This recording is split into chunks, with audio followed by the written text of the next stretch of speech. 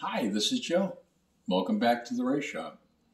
Before I start today's story, I wanted to send a shout out to the people that helped me this weekend because in all my genius, I decided to bring 2 race cars up to the Greensboro Coliseum, and that takes a lot to get done. So I wanted to say thank you to Randy, to Steven, to Matt Atkins, his fiancée Mary, and to, of course, our team photographer, Mr. Kirk Reed. If it wasn't for you guys, this weekend would not have happened, so thank you.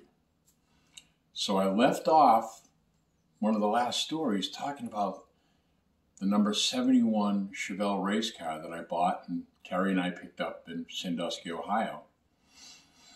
Well, as Paul Harvey used to say, this, my friends, is the rest of the story. So we have the 71 loaded in the hauler, pulling it with my Avalanche, and we head to northern Wisconsin. In fact, we're going to Peshtigo, Wisconsin. We're going to go see Patrick and Debbie and the girls on our way to pick up the next race car. Now remember, my hauler only fits 1 race car. So we get to Peshtigo, we get to Debbie and Patrick's house, and we unload the 71. We tuck it away in his garage.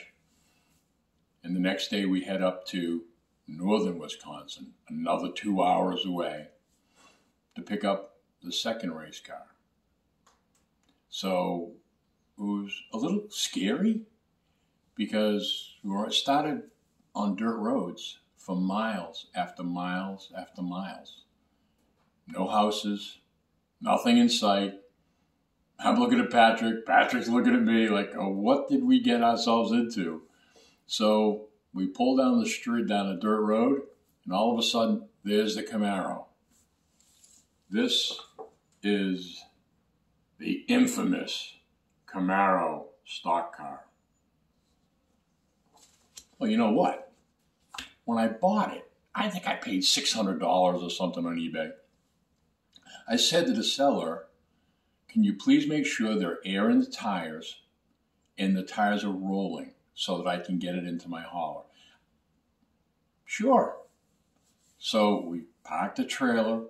There's the Camaro sitting in the mud with flat tires, the same way it was in the pictures. So I wander up this dirt driveway to a mobile home, knock on the door, praying the whole time I was coming home alive.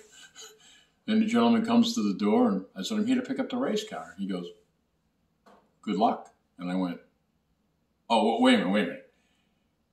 It's supposed to have the tires inflated and rolling. It's flat and it's in the mud. He goes, wait a minute. Goes into the mobile home, comes back out. He hands me a bicycle pump. Says, go pump them up. And I went, oh, no. No. You're going to pump them up, not me. Wasn't happy, but he walked down a driveway with a bicycle pump, and he's pumping up the tires, and Patrick and I are standing there, and he goes, okay, you're all set. I said, wait a minute, it doesn't move. The hubs are frozen. He goes, you're going to winch, pull it into the trailer. And I went, no, if I pull it into the trailer, I'll never get it out if the hubs don't turn.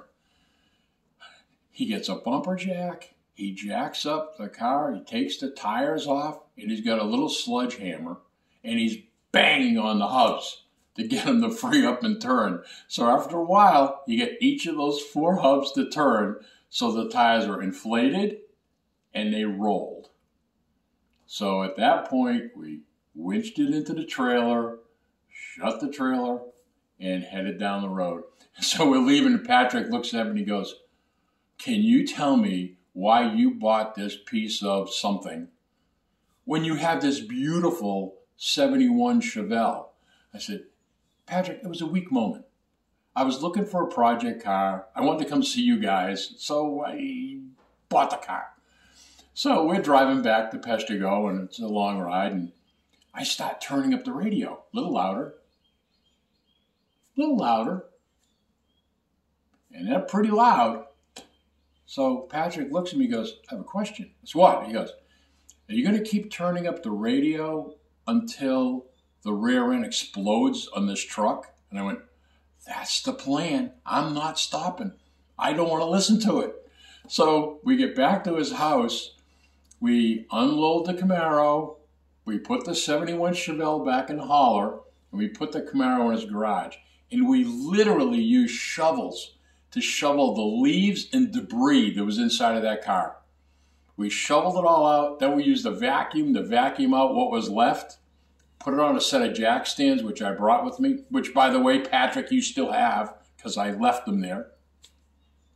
Went in the house, and I put the Camaro on eBay for sale.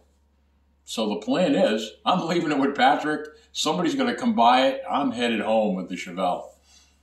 However, there was one more thing we had to do. The rear end in the avalanche. So Monday morning, first thing, I'm at the Chevrolet dealership.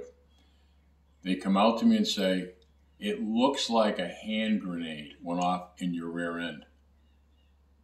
And I said, yeah, it kind of sounded that way. He goes, we got to replace the whole thing. They were amazing. By noontime, there was a new rear end in the avalanche. Terry and I had it loaded up with the trailer, and we headed back to Massachusetts. Well, guess what happened? The Camaro sold on eBay. And by the time we get to Massachusetts, a couple of gentlemen from North Carolina came up to Wisconsin and picked up their new Camaro race car. So a few months later, I get a message from somebody, and they say, hey, have you seen your Camaro?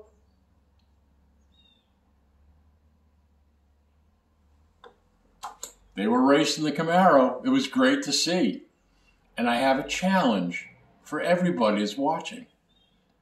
That Camaro was in North Carolina. I now live in North Carolina, and I have a lot of friends in North Carolina. I would love to find out who owns it today if it's still around. So I'll show you one more picture of the Camaro. If anybody has seen it or read about it, let me know. I'd love to go meet the owners. So until next time, follow your dreams, and God bless America.